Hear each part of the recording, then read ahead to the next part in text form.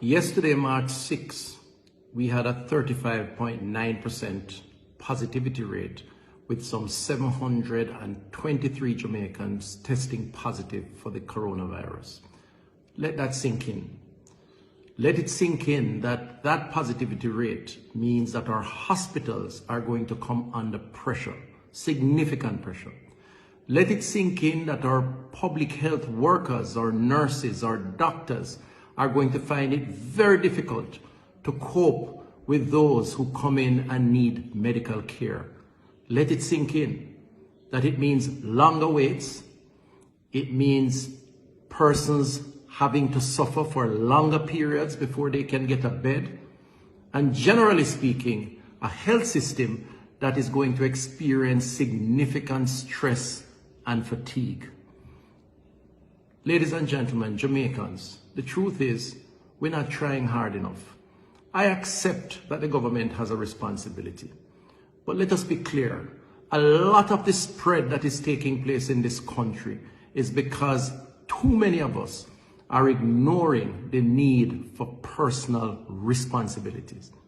I just drove through Halfway Tree, and for every one person I saw in the center, only 10% were wearing their mask. That's 1 in 10. That's not good enough. It must sink in to all of us that the government alone, the public health system alone, our nurses, our doctors alone, the cabinet of Jamaica alone cannot address this virus and its spread and the consequences that it will have on our people. It must sink in that 723 persons in one day, and more importantly, over 3 out of every 10 persons tested are positive, means that corona is right across the length of our population.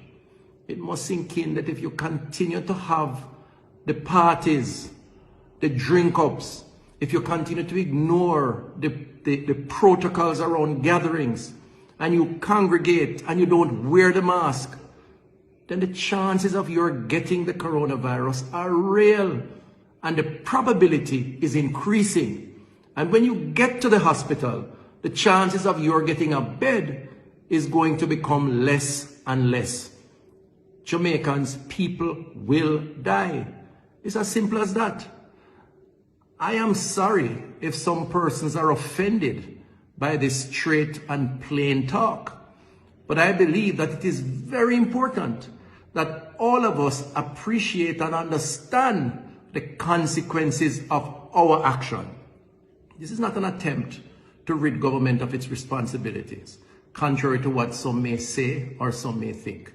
The truth is, we do not have enough policemen or soldiers to police every shop in Jamaica, to police every beach in Jamaica, to look over every single individual in this country. And it is downright unfair for persons to blame our public health officials, our public health team, our doctors and our nurses when they cannot get through at the hospital because they are there because they went to the party that they should not have gone to, or to the beach or the funeral that they shouldn't have congregated at, and have picked up the virus, and then they expect the government or the public health system to solve the problem. And if we don't do it, we get costs. So yes, I am saying 723, March 6, a 35.9% positivity rate. I really hope that will sink in. And it will sink in our consciousness to help us to understand the importance of personal responsibilities. You know, in many countries throughout the world, there is total lockdown when you have spread of this kind. This country, this government took the decision that people have to work. They have to go about their business. It is possible without spreading the virus if they obey the protocols. I say to you, too many of us are not. So 723 is a defining moment for us. And yes, I'm saying, let it sink in. And hopefully, in sinking in, many of us will understand why it is that we need to do better. We will continue to do what we must as a public health system, as a government.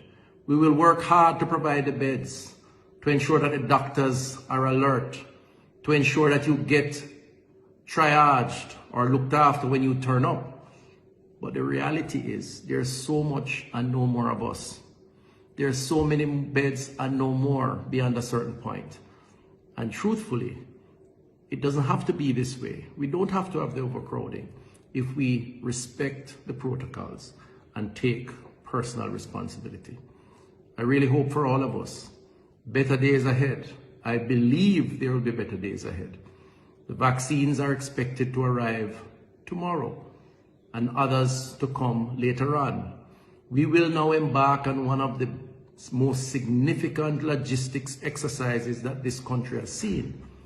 But it is important that we recognize that until then, we must observe the protocols. We must continue to wear the mask, continue to physical distance, continue to sanitize. Otherwise, we will see worse days ahead, not better days. Let us do the right thing. Thank you.